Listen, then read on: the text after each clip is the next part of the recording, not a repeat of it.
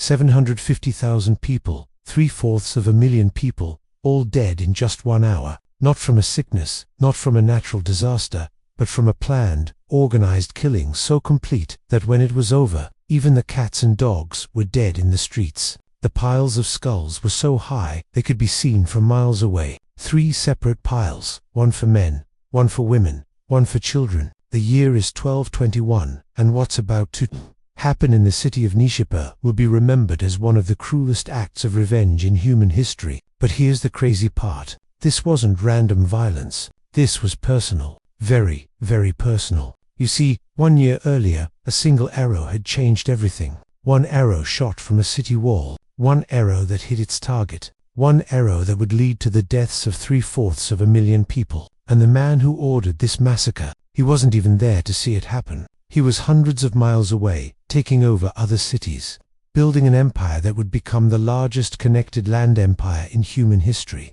But wait until you hear why he did it, because the truth behind this story is even crazier than the numbers suggest. This wasn't about gold. It wasn't about land. It wasn't even about power. This was about something much more basic, something that goes back to the very center of human nature. And to understand why an entire city had to die, you first need to understand the man who ordered it. This is Genghis Khan, one of the most feared conquerors in history. And by the time he's in his 50s, he's built an empire that stretches from sunrise to sunset. We're talking about 12 million square miles. That's bigger than the entire continent of Africa. Think about that for a second. One man controlling more land than an entire continent. And boy, did he enjoy crushing anyone who stood in his way. At his peak, Genghis Khan controlled territory containing over 100 million people. That's about 25% of the world's population at the time. His armies had killed so many people that forests grew back and carbon emissions dropped, enough to actually cool the planet's temperature. Scientists estimate he killed 40 million people. That's 10% of the entire world's population. In modern terms, that would be like killing 800 million people today. But how does a boy abandoned on the frozen plains of Mongolia end up ordering the complete destruction of an entire city? How does someone go from eating field mice to survive to commanding the most feared army in human history? And what could possibly drive someone to command that every living thing in a city of 750,000 be killed, down to the last baby and animal? Little did anyone know that this massacre wasn't about conquest or military advantage. This was about something that dated back to when Genghis Khan was just a boy named Temujin, learning the harsh lessons of the Mongolian plains. This was about family. This was about a code of loyalty so absolute that breaking it meant not just death, but the complete erasing of everything you ever were or ever would be. Welcome to the insane true story of Genghis Khan's blood revenge. You see, Genghis Khan wasn't born Genghis Khan. He was born Temujin around 1162 in the harsh grasslands of Mongolia, a place where the weak died and only the strong survived. And when I say harsh, I mean temperatures that could drop to -40 degrees Celsius, where one bad winter could wipe out your entire tribe, where children learned to ride before they could walk, and where showing weakness meant death. His father Yasuge was a minor tribal chief who was poisoned by rivals when Temujin was just 9 years old. But here's the important part. It wasn't just the death that shaped young Temujin, it was what happened next. After his father's death, his family was thrown out by their clan, left to die on the plains with nothing but the clothes on their backs. Imagine being 9 years old, watching your mother, Holen, desperately digging for roots in the frozen ground, watching your younger siblings cry from hunger, knowing that your own tribe, people who had promised loyalty to your father, had abandoned you to die. It was an early lesson for young Temujin that in this world, loyalty meant everything and betrayal meant death. But Temujin had something different about him. Where others saw desperate survival, he saw opportunity. Where others saw chaos, he saw patterns. He would later think back on these times and say they taught him that strength wasn't just physical. It was about bonds, about creating loyalty so fierce that men would die for you without hesitation. By the time he was a teenager, something happened that would define his entire approach to loyalty and betrayal. His older half-brother Bekta had been stealing food from the family, taking more than his share while the younger children starved. In most families, this would lead to an argument. In Temujin's world, it led to an arrow through Bekta's heart. Temujin and his younger brother Kasar hunted Bekta down like an animal and killed him. Cold maybe, But in Temujin's mind, his brother had betrayed the family unit, had put his own needs above the survival of the group, and betrayal had only one punishment. When his mother found out, she was horrified, calling him a destroyer, a wolf. But Temujin was unmoved. The family survived because the traitor was eliminated. It was that simple. The truth is, these early experiences were creating something in Temujin. Not just a warrior, but a man who understood that fear and love, when properly balanced, could unite the most divided people. He began gathering followers not through noble birthright. He had none, but through a simple promise. Absolute loyalty would be met with absolute protection and absolute reward. Betray that bond and face absolute destruction. Not just you, but everything connected to you. Your family, your animals, your legacy. Everything would be erased as if you never existed. By his 20s, Temujin was already showing the smart thinking that would later terrify the world. But here's what's really interesting. He didn't just defeat his enemies, he absorbed them. When he conquered a tribe, he'd execute the leaders who had resisted. But the warriors and their families, they became Mongols. They became family. This was revolutionary in tribal warfare. Usually defeated tribes were enslaved or scattered. Temujin brought them in, gave them equal status, equal opportunity. A shepherd could become a general if he proved loyal and capable. Birth meant nothing. Loyalty meant everything. But Temujin saw an opportunity here that nobody else had recognized. The Mongol tribe's greatest weakness was that they spent more time fighting each other than outside enemies. Decades of blood feuds, revenge killings, and tribal raids had kept them weak and divided. Using these new connections, he began putting in place something never done before. A legal code called the Yasa. It forbade stealing from other Mongols, required helping travelers in trouble, and most importantly, it made betrayal punishable by death. Not just any death, complete destruction. Your entire bloodline would be ended. In many ways, it was such an incredibly simple innovation, but it was the absolute enforcement that made it revolutionary. By 1206, at around age 44, after decades of warfare, alliance building, and systematic elimination of rivals, Temujin was proclaimed Genghis Khan, universal ruler of all Mongols. Picture this moment. Hundreds of thousands of warriors, men who had been killing each other for generations, now united under one man's absolute authority. But ruling Mongolia wasn't enough. Not even close. Genghis Khan had a vision that extended far beyond the plains. He looked at the soft cities of China, the rich kingdoms of Central Asia, and saw a world waiting to be conquered. He created the most disciplined, mobile army the world had ever seen. Every Mongol soldier had 3 to 4 horses, allowing them to rotate mounts and cover impossible distances up to 100 miles in a single day. They could shoot arrows with deadly accuracy while riding at full speed. Each warrior capable of loosing 12 arrows per minute. They carried dried meat and dried milk, meaning they didn't need supply lines. His armies moved faster than news of their coming. Cities would wake up surrounded with no idea how an army had crossed hundreds of miles of desert or mountain without being detected. But here's the genius part. Genghis Khan brought in Chinese siege engineers, Muslim mathematicians, and European craftsmen into his forces. He didn't care about race or religion. Skill and loyalty were all that mattered. By 1219, Genghis Khan controlled everything from Mongolia to the borders of the powerful Khwarezmian Empire in Persia. We're talking about an empire that stretched across modern-day Iran, Afghanistan, and parts of Pakistan, one of the richest and most powerful Muslim empires of its time. Now, what's really interesting though, is that Genghis Khan initially didn't want war with Khwarezm. He sent a trade caravan of 450 merchants with a message to Shah Muhammad II.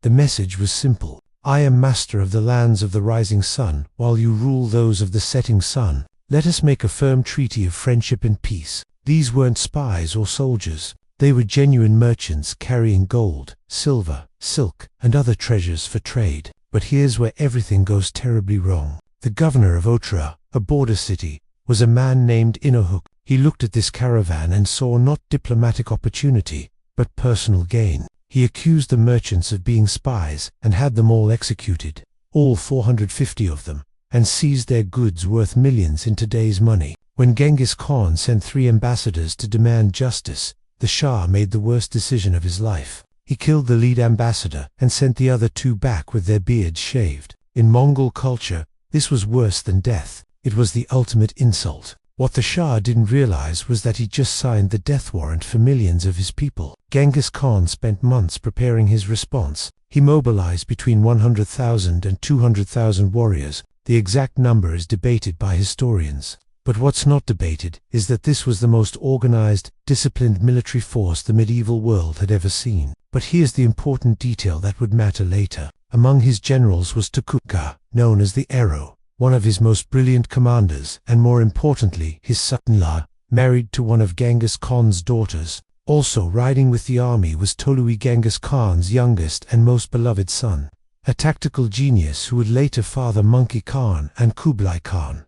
The Mongols swept through Khwarezm like a biblical plague. Their strategy was simple and terrifying. Cities that surrendered immediately were spared, their populations absorbed into the Mongol Empire. Cities that resisted, complete destruction. The psychological warfare was as devastating as the physical. The Mongols would drive refugees from destroyed cities toward the next target, spreading tales of horror that would break morale before the siege even began. The capital Samarkand fell in just 5 days, despite having 110,000 defenders. Bukhara, one of Islam's holiest cities with libraries containing hundreds of thousands of books, was burned to the ground. Genghis Khan himself entered the Grand Mosque, proclaimed himself the punishment of God, and had his horses fed from the Quran stands. The message was clear: your God cannot save you from me. And if you're enjoying this crazy story so far, a quick like on the video really helps me out. But trust me, what happens next is even more insane.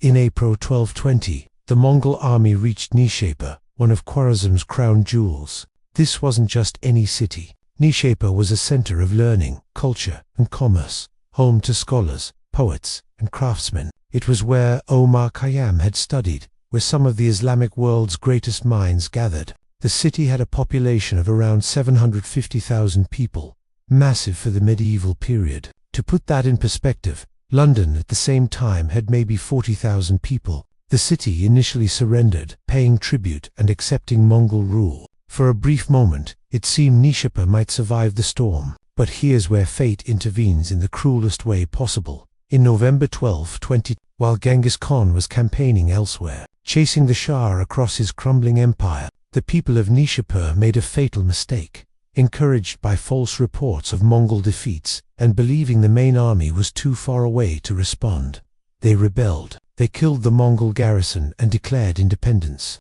They thought they were seizing an opportunity. They were wrong. Dead wrong. The Mongols sent a force to retake the city, led by Tukuka, one of Genghis Khan's most trusted generals. The siege was fierce. The defenders knew what happened to cities that resisted twice. But during the siege, something happened that would seal Nishapur's fate forever. An arrow fired from the city walls. One arrow among thousands found a gap in Tukuka's armor. The general fell from his horse, blood pooling beneath him. Within minutes, Tukuka was dead. But Tukuka wasn't just any general. He was married to one of Genghis Khan's daughters, making him family. And if there was one thing you've learned about Genghis Khan, it's that crimes against his family demanded a response that would echo through history. The problem was Genghis Khan had shown mercy before, and cities kept rebelling, thinking they could resist and negotiate. Little did the people of Nishapur know, they had just given him the perfect excuse to send a message that would terrify every city from Persia to Poland. When news reached Genghis Khan, witnesses say he didn't rage or scream. He simply gave an order, and that order would result in one of history's most complete acts of destruction. Now, before I reveal exactly how they carried out this massacre, if you want more dark history stories like this, make sure to subscribe, because what Genghis Khan's daughter did next will genuinely shock you. In April 1221, Genghis Khan's youngest son, Tolui, arrived at Nishapur with his army, but he wasn't alone. With him was Tukuka's widow, Genghis Khan's own daughter, and she had come with specific instructions from her father. Not conquest, not surrender, but complete destruction. The Mongol princess had asked for the honor of overseeing the city's destruction personally. For Genghis Khan's daughter, as she stood before the city where her husband had died, this wasn't war anymore. This was revenge, and Genghis Khan had given her complete freedom to take it. The siege lasted only 4 days. The defenders fought desperately, knowing no mercy would be shown. When the walls finally fell, the Mongol princess gave an order that would horrify historians for centuries. Every living thing in the city must die. Not just the soldiers, not just the men of fighting age.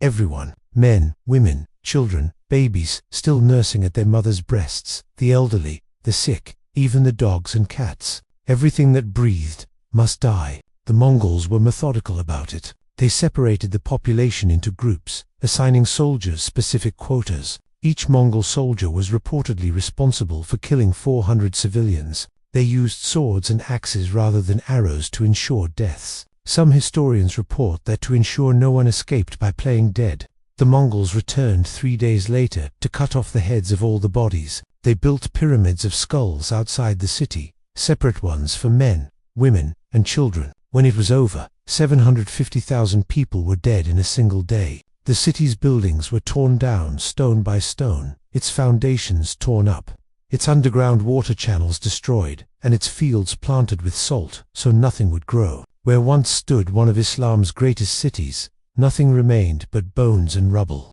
The Mongol princess reportedly sat on a throne overlooking the destruction, watching until the last building fell. Only then was her husband's death considered avenged. Ultimately, though, the people who suffered most were the innocent citizens of Nishapur, scholars who had spent their lives preserving knowledge, merchants who had never held a weapon, mothers who died trying to protect children who died anyway. What is clear is that this massacre was an example of how personal revenge can be magnified by absolute power into something beyond comprehension. The Nishapur Massacre sent a message that echoed across continents. Resist the Mongols once and face defeat. Resist twice and face complete erasure from existence. Cities from Damascus to Kiev would remember Nishapur. When the Mongols approached their walls, many chose immediate surrender rather than risk a similar fate. In a twisted way, the massacre at Nishapur might have saved lives by terrorizing other cities into submission. Reports suggest that toward the end of his life, Genghis Khan had gone from a uniter of tribes, seeking to end the chaos of the plains, to something else entirely. A force of nature that recognized no limits to pay back. When asked about the greatest pleasure in life, he reportedly said, "To crush your enemies, see them driven before you, and hear the cries of their women." What drove Genghis Khan wasn't just conquest, but a tribal code where loyalty was everything, and betrayal, especially betrayal that touched family, demanded absolute payback. The massacre at Nishapur remains one of history's starkest reminders that in war, it's rarely the guilty who pay the highest price. It's a reminder of what humans are capable of when personal revenge meets unlimited power. Even today, archaeologists working in the area find layers of ash and bone from that single day in 1221. Now, whilst the story of Genghis Khan's revenge at Nishapur is pretty horrifying, I still wouldn't call him the most ruthless leader in history. For that, you're going to want to check out the absolutely insane story of Tamerlane, who actually tried to outdo Genghis Khan and built literal towers of human skulls that stood for decades, some containing 90,000 heads each. He makes Genghis Khan look merciful by comparison. Thank you for watching. I hope you enjoyed, and I'll see you in the next video. Cheers.